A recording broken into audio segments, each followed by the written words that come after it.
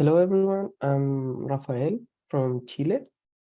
I studied in a USTEP program in April 2020, so it was like, you need to understand, it was first COVID situation ever, so it was a little difficult and different. So you have to keep that in mind for these 5 months that I was in Japan. First of all, this is the structure of my presentation. First is going to be my arrival. Second, the dormitory experience, the academic activities and learning. And if I could give you like a message for future students. I arrived Japan 2 days before they closed the border. So there wasn't any people on the street. First of all, I stayed in a capsule hotel, I think they're called, and it wasn't that bad. I only stayed there like 2 days. Then I arrived to the dormitory of the university, and you can see me here in Tensoji in Asakusa, and always this is full of people, and there wasn't even no one, only the guy that took me the picture, so I was very lucky. Second, after like 2-3 days, I arrived to Komaba International Lodge, and I stayed there the whole time. And I think like in the 5th day, snow in Japan and in Tokyo, and there wasn't snow like for 10 years, so it was beautiful. Tokyo with snow. I had the privilege to see it, so I was like really happy, because here in Santiago, I live in the capital of Chile, then there's no snow, never, so only like one time in 30 years or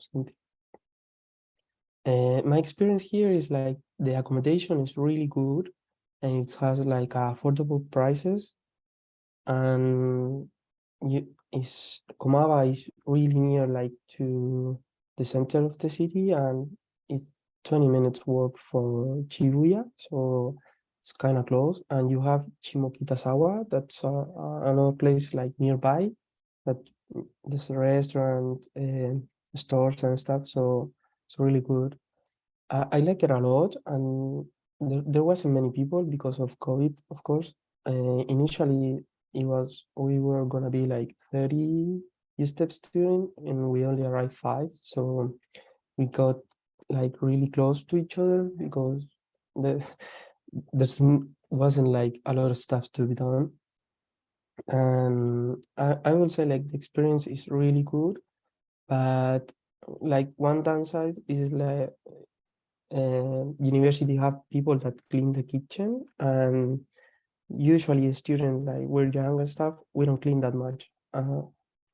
I think it's the only downside, because I would like to people be more considerate with other people's jobs. So if you leave the kitchen more clean, I think it's that okay. Second, I'm gonna talk about like my academic experience. These are the courses that I took in Visual Tokyo and Urban History of Tokyo. There were like courses of urbanism. As I studied sociology in Chile, I had to take like courses related to social science. So they recognize the grades here in my home university. Those courses like helped me a lot to understand Tokyo for academic perspective, and not only like as a tourist. So I would recommend it if they're still in offer and you can take it, definitely. Environmental sociology, I think is like a really necessary course, like not only for social science students, because it helps you a lot to understand like really common and current problems about the environment. So totally recommend it. And second of all, this is like more hardcore social studies, the other three. And this is like I don't know, like a personal confidence, because I'm atheist, and usually I have problems like with Catholic church and stuff here in Chile because it's like too dominant. But I took anthropology of religion and it kind of blew my mind because I realized there is not like an only definition of religion, and it helped me a lot to be more tolerant with religions across the world. And I think this is like a personal development. So I thanks a lot to the university for offering these kind of courses. It really helped me a lot like with my life. And the other one were Japanese studies that it was about like Japanese history in the 19th and 20th century. It's really good, like for historians and stuff. And the other one, it was theories and application of development. It's like, it gives me like a critic view about development across the world. The professors were really good. So also totally recommended. The Japanese courses, I didn't took any language course. Uh, I don't think it was like a bad decision because I had problems like dealing with 6 courses. So I could approve all of them. And I would like to take like a Japanese course only if I go another time to Japan. Activities, we didn't have like too many things to do because of COVID situation. So mainly we gonna walk across the city and go to restaurants or maybe travel a little bit, but not that much. So we kind of have to be creative. And I arrived just in time for Sakura. And we make friends with Kelly. She was like a Chinese master student in the dorm, and she was like a friend with all the USTEP students, and she showed us the city the first days. I'm really thankful. And second, these are USTEP students too. We were in a karaoke. It was really fun. And here is Takashi, one of my friends. He lived in New Zealand and come back to Japan for studying as a USTEP student. This was like the group we were going out a lot.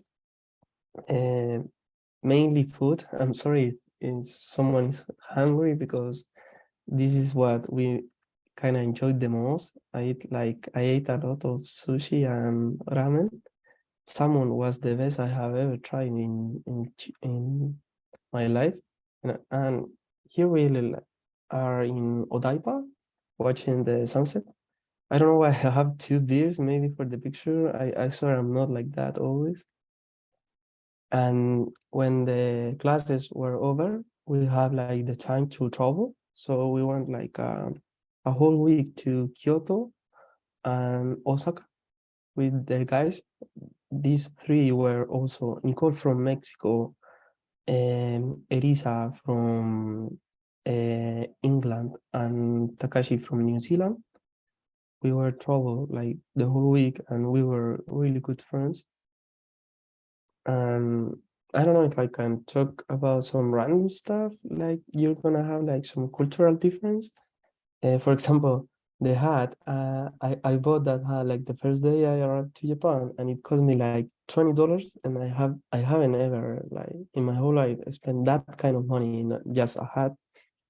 And one time we were coming back from like drinking in a bar, and I lost it like in the street. I don't know why. It was like in the night, and 3 weeks after I come back to in that road, and it was hanging there. So for me that was like a total difference, cultural difference, because in Chile if you lose the hat like $20, like 5 minutes it's gonna be gone.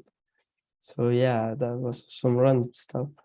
And then I saw snakes, like this advertisement, like I was really scared because I have never seen a snake in my life here in Chile.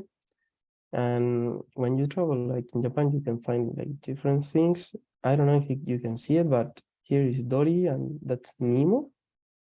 So yeah, we have to enjoy like every little aspect of life because everything was closed. And the staff asked me like if I could give you like some advice. And I would say you need to, when you're traveling and you're like a change student, you need to, I would recommend you enjoy the small things in life. For example, that peach is like the best fruit I have ever tried. They cost more in Japan, but they're really good. I don't know why they have like a special growing. So yeah, it's the best peach I have ever tried. And the other thing, I don't know how you call this. And if someone can help me like with the word in Japanese or in English, because it's like a manhole cover. I don't know in English, maybe is that the word? Someone can tell me. I don't know the word in Japanese, but here in Chile, we have these manhole covers in the street and they have like some designs. So they're not too slippery. And in Japan, they always have like cool designs, like with trees, cities, and stuff.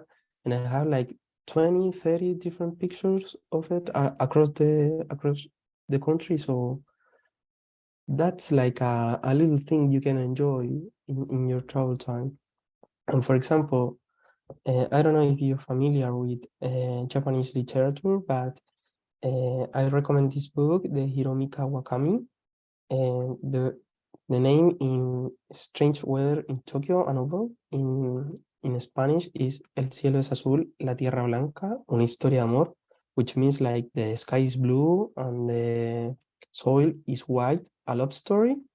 I don't know the translation, why it's so different, but a character in that book, she kind of have this book about Japanese mushrooms on street travels, different hills and forests to see it.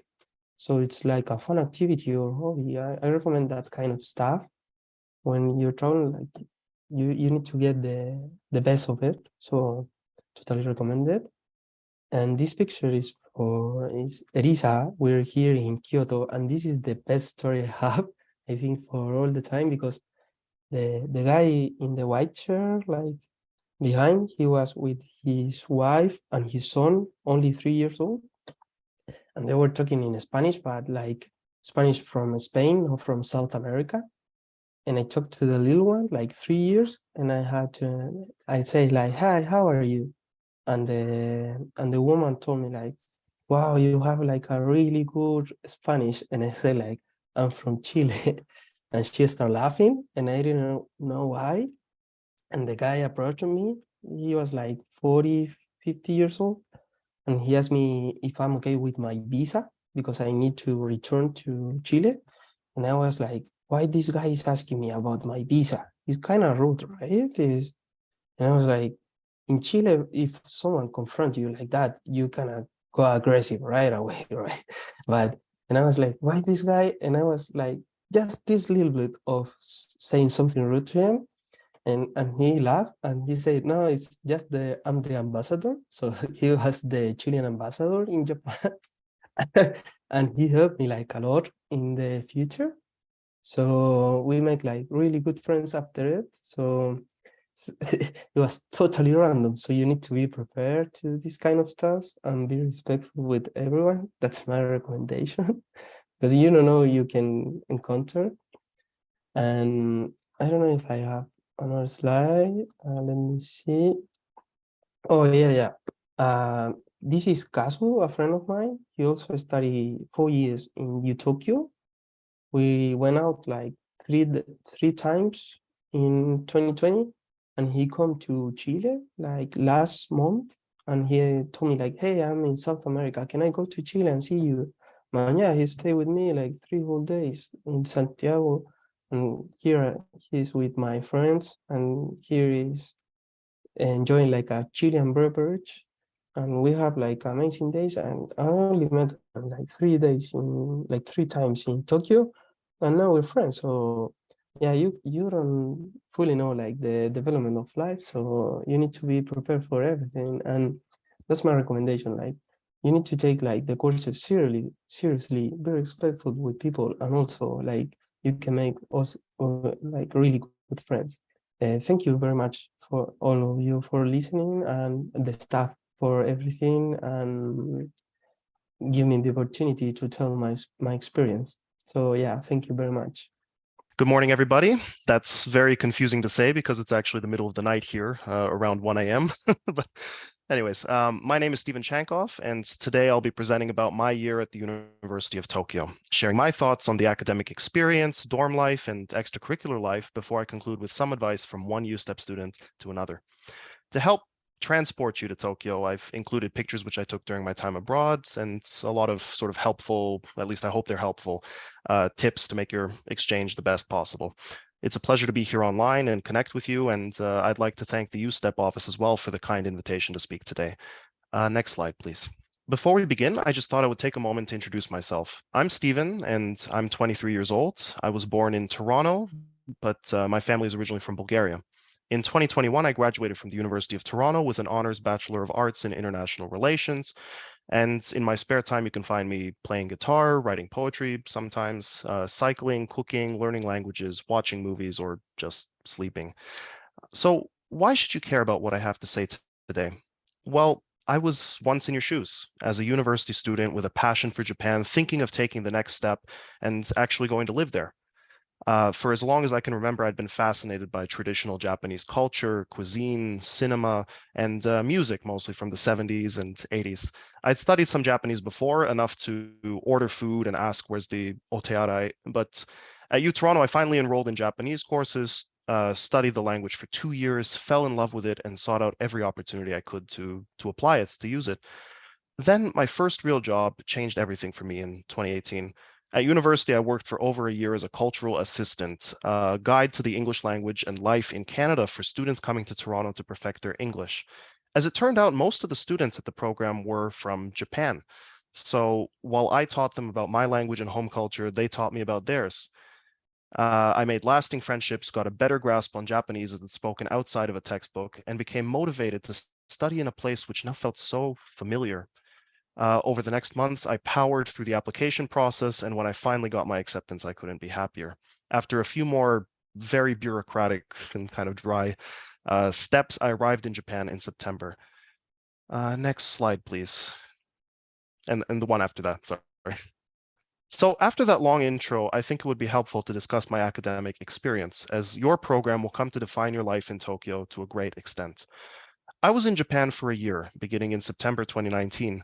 At UTokyo, I was on a JASO scholarship, which covered many of my expenses, and I took a total of 19 courses, roughly evenly split between the Hongo and Komaba campuses. To give you a brief overview, although I think this was already covered in the beginning, Hongo, the campus close to Ueno, is host to graduate and upper year undergraduate courses at the university. It also happens to be my favorite campus, thanks in part to its fascinating history.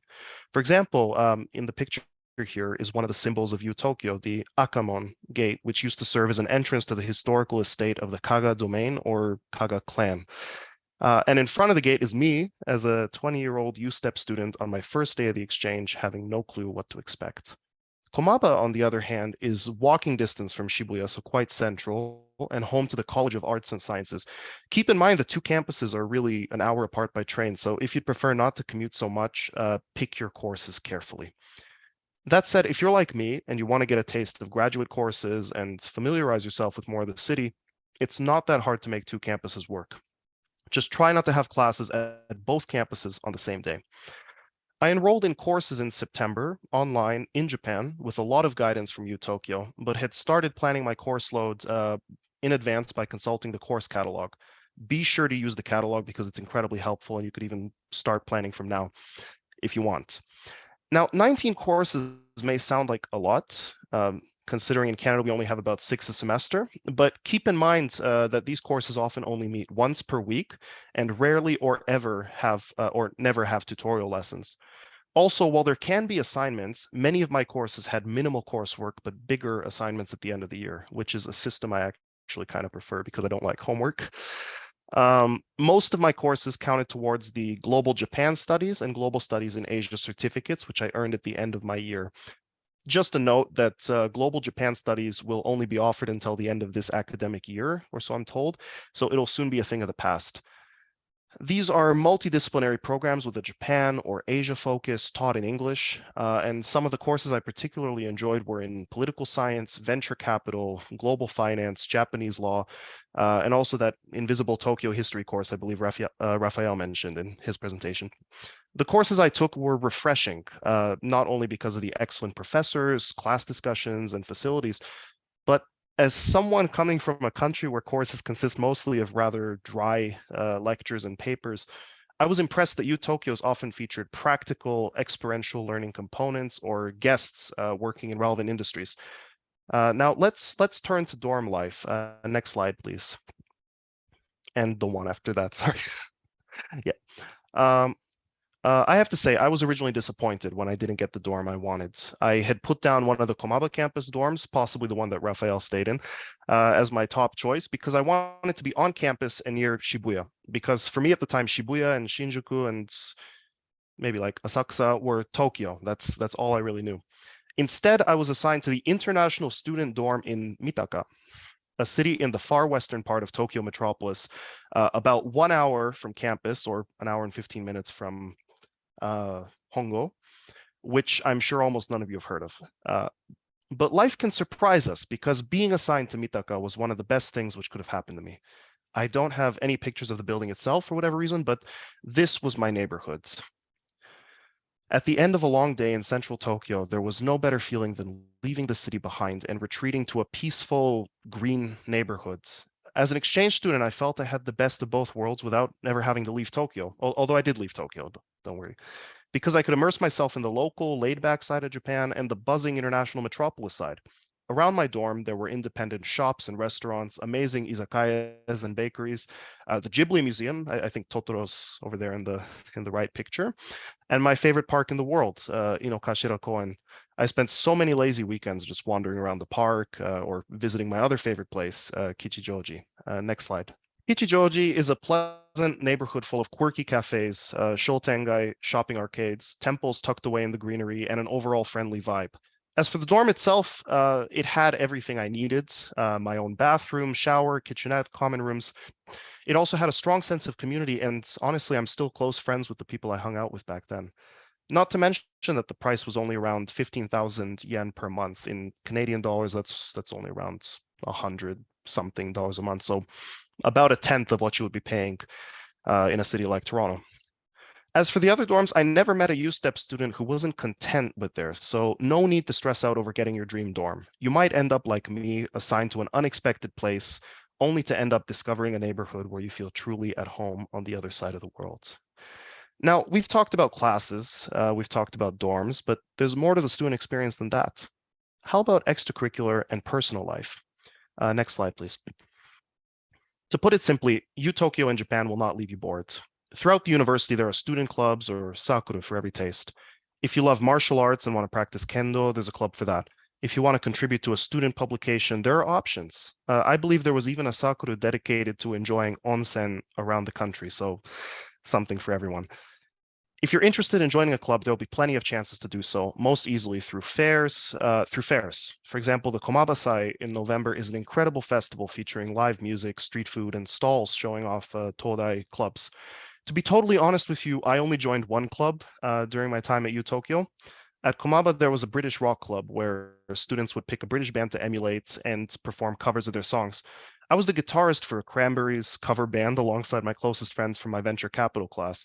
We spent long evenings practicing in the band rooms at Komaba and even managed to play one show at an underground live house in Shimokitazawa, another trendy neighborhood I spent a lot of time exploring. To summarize, whether you choose to join a club or not, the university will keep you entertained. If that's not enough for you, then there is always something to do in Tokyo. And let's look at 4 main areas which I think make Tokyo the perfect student city. So first of all, as you can see on this slide, food. One of my favorite pastimes in Tokyo was eating. As a student, Tokyo's world-class culinary scene left me spoiled for choice when it came to cheap, high-quality eateries. Most of my meetings with friends involved food or drink at some point. One of my favorite things was finding traces of old Tokyo still evident in the cuisine, unique dishes from a specific time period or historic izakayas tucked into winding alleyways. Diving into the food scene is a great way to immerse yourself in Japanese culture, as Japan is a foodie paradise. Next slide. As someone who loves history, in Tokyo, I never tired of just walking around and taking in the historical sites integrated into the modern cityscape. Famous examples would be Sensoji in the top left or Meiji Jingu, the gate of which is on the top right. Coming from a city where the oldest building is only about 200 years old, I was constantly in awe. If you can, you should venture beyond Tokyo to enjoy the wealth of historical sites all over, such as Matsumoto Castle. I went there with my friends as part of a road trip, or the Great Buddha of Kamakura, which I saw on a trip organized for the USTEP students by the university. That was a very good experience. Next slide. Culture. Now, I keep mentioning Tokyo's traditional culture, but on this slide, I'm referring specifically to the amazing museums and galleries in and around Tokyo. Some of my favorites were the Edo Tokyo Museum. That pictures a lifelike model of a geisha on display there, covering the history of Tokyo. Team Lab, located on the very fun Odaiba Island in Tokyo Bay, and featuring surreal interactive audiovisual displays. The Mori Art Museum in Roppongi. The first time I went there was to see an awesome exhibit on one of my favorite singers, Hosono Haruomi. Also, the Open Air Museum in Hakone and the Ramen Museum in Yokohama, featuring reconstructions of Showa-era alleys and some of the best ramen from around the world. With student discounts making them quite affordable, Tokyo's museums and galleries are a great experience for students. Next slide. Finally, if you want to get away from the big city, if you enjoy hiking, soaking in an onsen, or just relaxing in nature, Tokyo has you covered. Almost all the natural areas pictured here are within about an hour of central Tokyo. What I love about Japan is that you can enjoy nature while still being close enough to good food, people, historical sites, and transportation. To summarize, Tokyo is world-class food, historical sites, cultural venues, and nature, all in one metropolis where you will always be spoiled for choice and never left struggling to find what to do. Next slide, please. You can probably guess by how passionately I'm recounting my experiences that Tokyo is my favorite city in the world. Thanks to the friendships and memories I'd made at UTokyo, I'd grown to feel at home in Japan, and this made leaving in 2020 incredibly difficult. Since Tokyo, a lot has happened in my life. The year after in Toronto was difficult due to pandemic restrictions, so a lot of my time was spent taking online classes from home. I graduated in 2021, also online, and enjoyed the summer with my Canadian friends before traveling to Europe. After many twists and turns, I found my first full-time job in Frankfurt, working for the region's government-funded inward investment agency. Then I moved to England, working for a fintech industry body in London for a time. Now I'm currently calling in from Cambridge, where I'm hunting for my next job and also looking at master's programs. In the years since my exchange, I never stopped thinking about Japan. At my home university, I integrated a Japan focus into as much coursework as possible.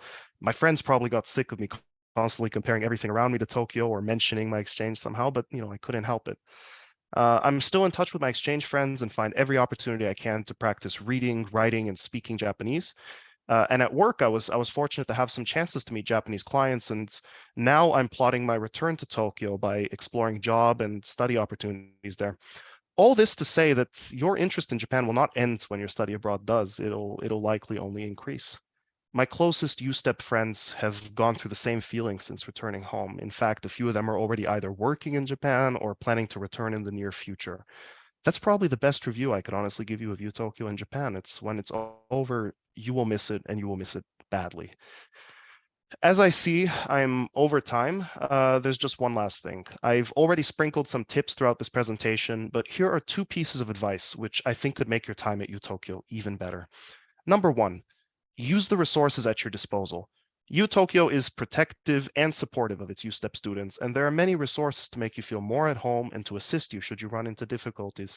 During my time in Japan, the USTEP office went above and beyond in answering my many questions and helping reassure me if I felt overwhelmed or confused about anything. Also, the Globalization Office, or GO, is a great resource at Komaba campus. There you can get in touch with student tutors who have intercultural experience, or you can attend organized seminars, lectures, workshops, or field trips. Number two, pace yourself. Tokyo is a megacity full of things to do, see, eat, drink, experience. When you're new in town, it's tempting to want to check site after site, experience after experience off your list. I know that feeling.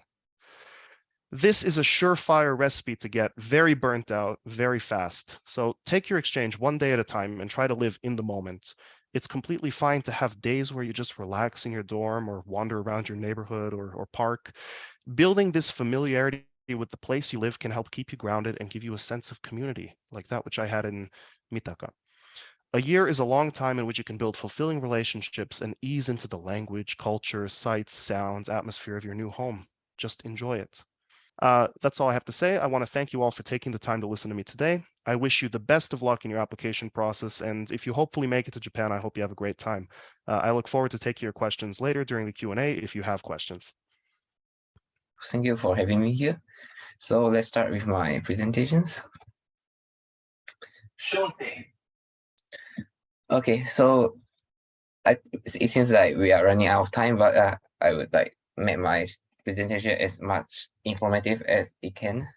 So as you can tell, my name is Chenny, and I'm now current student for USTEP.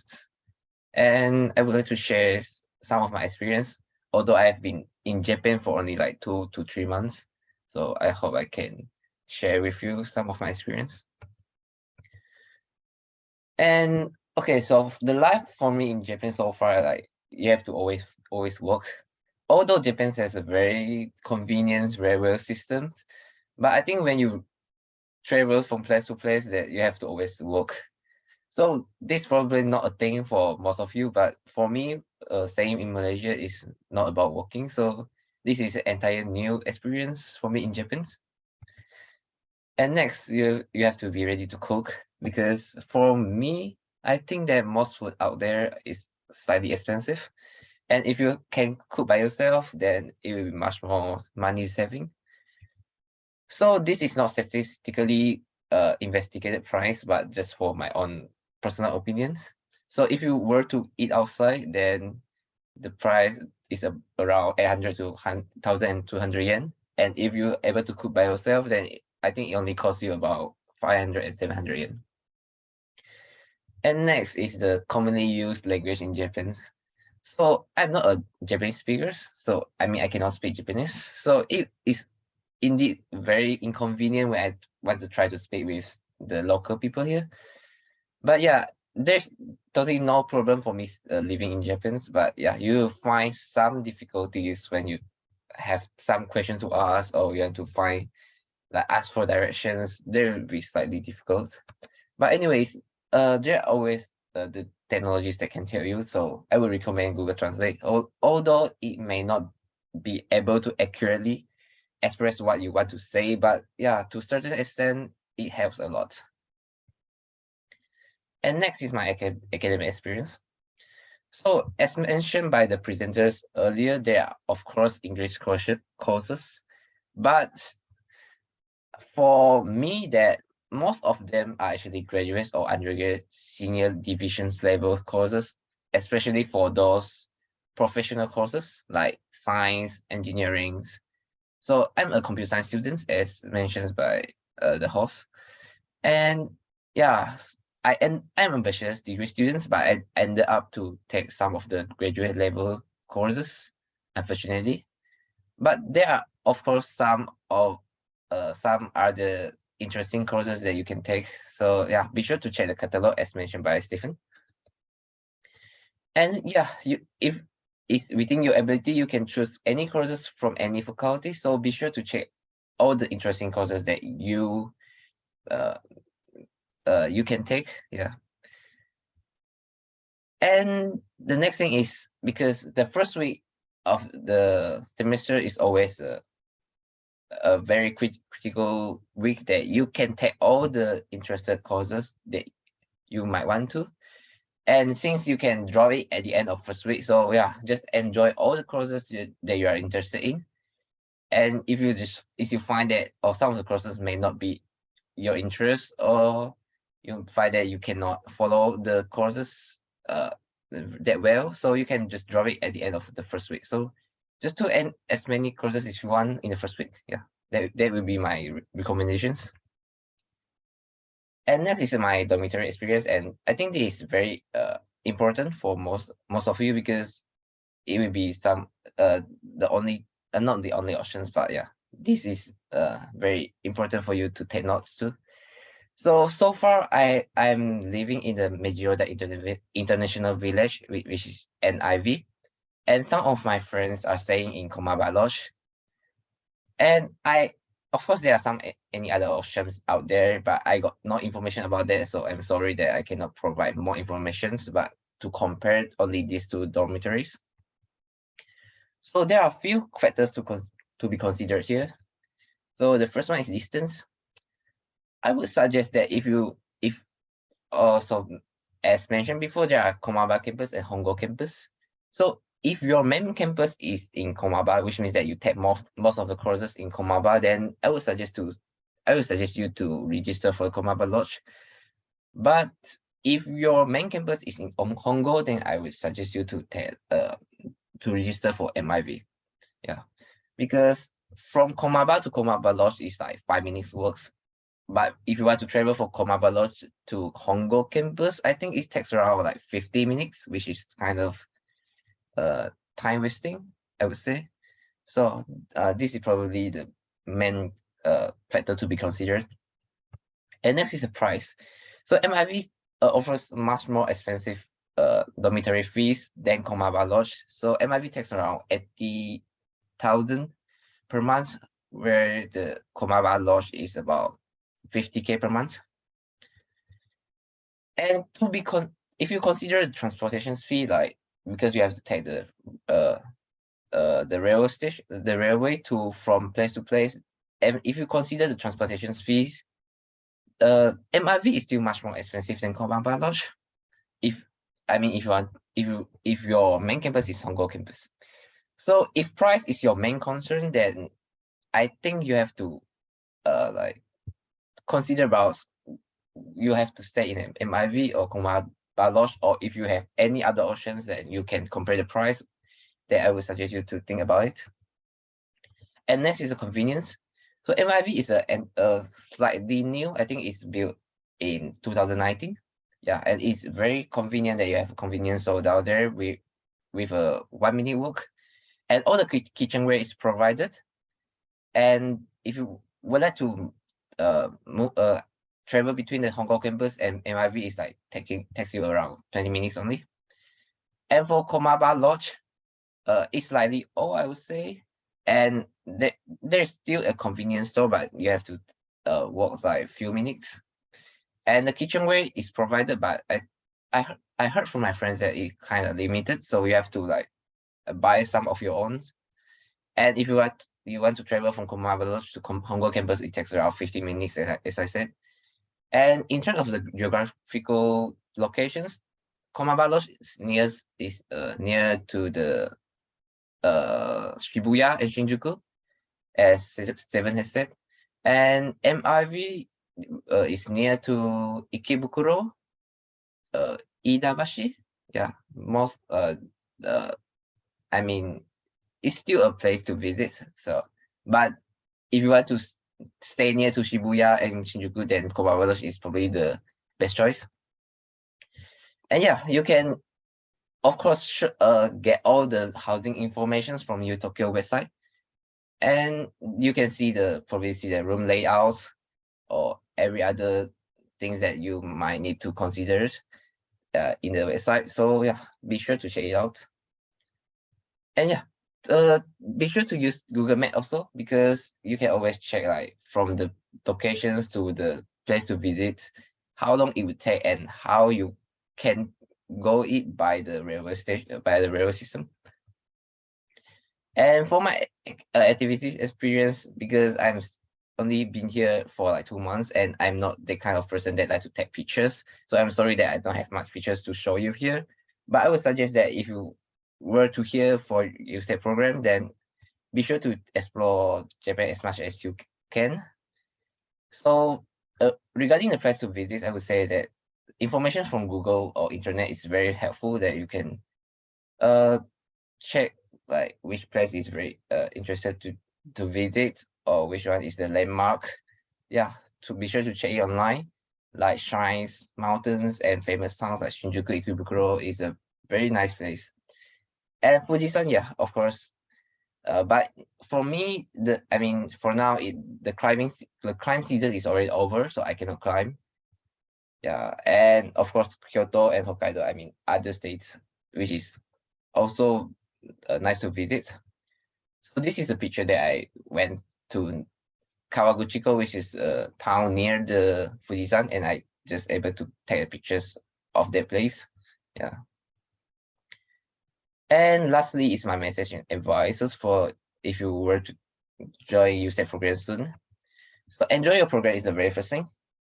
And I would suggest don't make your study schedule extremely packed or full, because if this is the case, you don't have much time to explore Japan's. And although I would say academic purpose is very important as well, but yeah, do spend some of time to travel around Japan if this is your first time to be in Japan. And yeah, met for more friends, because UTokyo is a very famous university that have a lot of international students and also local students. So be sure to make your social circle bigger here, and yeah, no more friends will definitely help you a lot. And explore different places. So you can see the last two presenters, Stephen and Raphael, presentations that they have already went to many places, and the places are very wonderful and interesting. So be sure to explore them. And lastly, don't be panicked if you face any problems. So USTEP office is always helpful and can help you, give you suggestions, or even share a hand when you really have some difficult times. So be sure to approach them if you have some difficulties. Yeah, I think that's all from me.